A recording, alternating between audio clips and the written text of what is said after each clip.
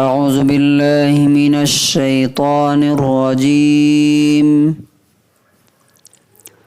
بسم اللہ الرحمن الرحیم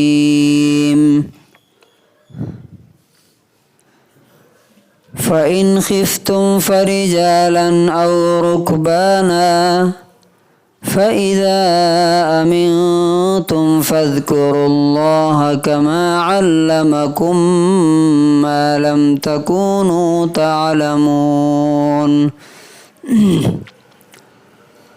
سورہ بقرہ سورہ نمبر 2 آیت نمبر 239 239۔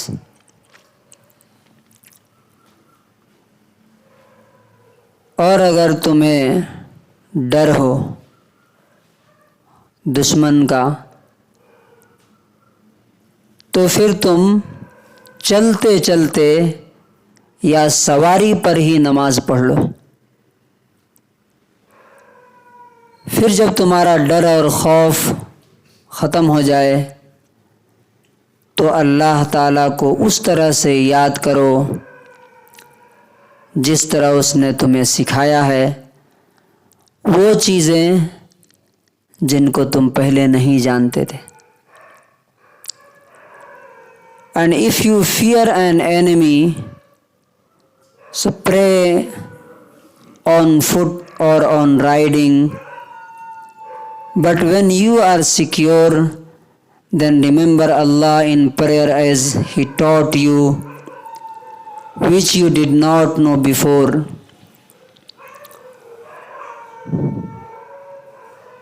اس آیت سے اندازہ ہوتا ہے کہ اللہ کی نظر میں نماز کتنی بڑی چیز ہے، کتنی بڑی چیز ہے۔ دیکھیے، چیزوں کو دیکھنے کا الگ الگ پوائنٹ آف ویو ہوتا ہے۔ فار ایگزامپل، اس مسجد کو میں کسی اور نظر سے دیکھتا ہوں، باہر سے کوئی آنے والا کسی اور نظر سے دیکھتا ہے، سوچتا ہے کیا مسجد ہے، نہ دیواریں صحیح ہیں نہ چھت صحیح ہے۔ لیکن میں یہ سمجھتا ہوں کہ ٹمکور میں اس مسجد سے جو خدمت ہو رہی ہے لوگوں کی، جو غریبوں کی، وہ کسی اور مسجد سے میرے علم میں نہیں ہے۔ تو دیکھنے کا انداز الگ الگ ہوتا ہے۔ اب چونکہ نماز اللہ تعالیٰ نے فرض کیا ہے، اس کی نظر میں نماز کی کیا حیثیت ہے، کیا امپورٹنس ہے، اس کی نظر سے جب ہم دیکھیں گے اللہ کے پوائنٹ آف ویو سے، تو دیکھیے کتنی بڑی چیز ہے کہ اللہ تعالیٰ کہتا ہے کہ نماز تو بالکل تمہاری ایسی ہونی چاہیے کہ جب تم نماز میں کھڑے ہو تو پھر ایک غلام کی طرح، ایک نوکر کی طرح، اور تمہاری پوری توجہ اللہ کی طرف ہو، تمہارا رکوع، تمہارا سجدہ، تمہارا قیام، ہر چیز پراپر ہونا چاہیے۔ لیکن اگر کبھی جنگ ہو جائے، دنگا ہو جائے، فساد ہو جائے، اب ظاہر بات ہے کہ وہاں تم ایسا نہیں کر سکتے۔ تم سجدے میں جاؤ گے تو لوگ تم کو کاٹ کے ختم کر دیں گے، رکوع میں جاؤ گے ختم کر دیں گے۔ تو ایسی کنڈیشن میں بھی کیا کرنا، نماز نہیں چھوڑنا ہے۔ اور خالی دشمن کا نہیں، فار ایگزامپل کوئی جانور آپ کے سامنے ایسا ہے اور آپ کی نماز کا ٹائم ہو گیا، ختم ہو رہا ہے، وقت ختم ہو رہا ہے، اب آپ جانتے ہیں کہ میں اگر نماز پڑھنا شروع کروں گا تو وہ آ کے مجھے کیا کرے گا، مار کے ختم کر دے گا۔ تو اللہ تعالیٰ کہتا ہے اس ٹائم تم چلتے چلتے پڑھ لو۔ اچھا، اگر سواری پر ہیں تو، اگر سواری پر ہیں، فار ایگزامپل آپ فلائٹ میں جا رہے ہیں، اب یہاں سے شارٹ فلائٹ ہے تب تو کوئی بات نہیں، امریکہ جا رہے ہیں، بیچ میں آپ کو معلوم ہے کتنے 16-17 گھنٹے شاید لگتے ہیں وہاں پہنچنے میں، تو کہاں اتاریں گے، کہاں بولیں گے؟ تو اللہ تبارک و تعالیٰ کہہ رہا ہے کہ جس ڈائریکشن میں ہے اور تمہیں جو بھی کنڈیشن سچویشن تمہیں میسر ہے اسی میں نماز پڑھو، لیکن چھوڑنا نہیں، لیکن آپ دیکھیے کتنے لوگ سفر میں نماز پڑھتے ہیں، ٹرین میں، ہوائی جہاز میں، فلائٹ میں. اور نماز کے بارے میں آپ دیکھیے کہ جو حدیثیں ہیں، خاص طور سے مسلم کی 82 نمبر حدیث ہے، نبی صلی اللہ علیہ وسلم کا فتویٰ، کسی مفتی کا نہیں، کہ بین العبد و بین الشرک او الکفر ترک الصلاۃ، اسلام اور کفر کے بیچ میں نماز ہے. جس نے نماز چھوڑ دی وہ کفر میں چلا گیا، اسلام میں اس کا کوئی حصہ نہیں. یہ نبی صلی اللہ علیہ وسلم فرما رہے ہیں، کوئی اور نہیں. اور خاص طور سے آپ نے فجر اور عشاء کی نماز کے بارے میں فرمایا، افقل الصلاۃ علی المنافقین صلاۃ العشاء والفجر. یہ بخاری کی 756 نمبر حدیث ہے، 657، کہ منافقین پر سب سے زیادہ جو مشکل نماز ہے وہ عشاء اور فجر کی ہے. اور آپ نے آگے فرمایا کہ لو یعلمون ما فیہما لاتوہما حبوا، اگر یہ منافق اس کا ثواب جان لیتے تو گھسٹ کر کے چل کر کے آتے، یعنی اگر چلنے کی طاقت نہیں ہوتی تو گھسٹ کر کے چل کر کے آتے. اب بتائیے کہ اگر یہ حدیث کے روشنی میں اگر آج کی مسلم سوسائٹی کو دیکھیے تو کتنے % مسلمان ہیں؟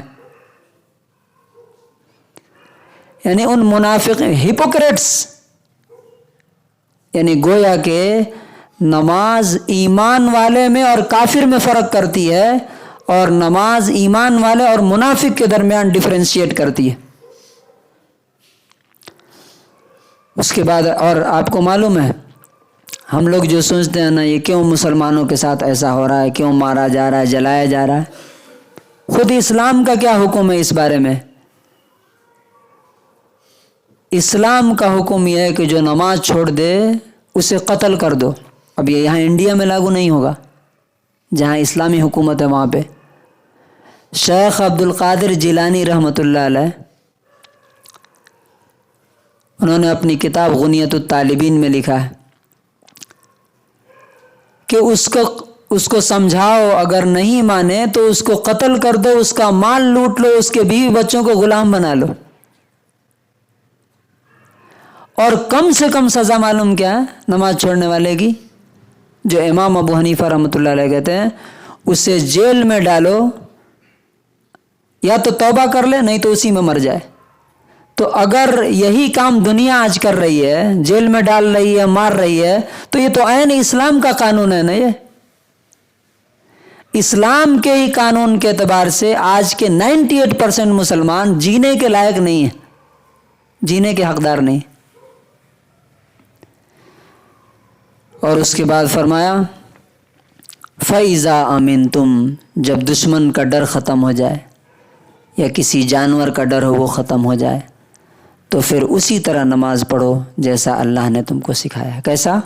اطمینان سے کھڑے ہو کے، رکوع کر کے، سجدے کر کے، اور وہ چیزیں سکھائی جن کو تم پہلے نہیں جانتے تھے. اب دیکھیے انسان کیا جانتا تھا جب پیدا ہوا تو ماں کے پیٹ سے، لیکن اللہ تعالیٰ نے دھیرے دھیرے کتنی ساری چیزیں، دین کا علم بھی سکھایا، دنیا کا علم بھی سکھایا.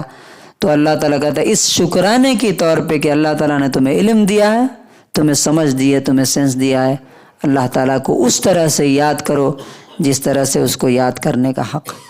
اب اس میں لاسٹ پوائنٹ کیا ہے؟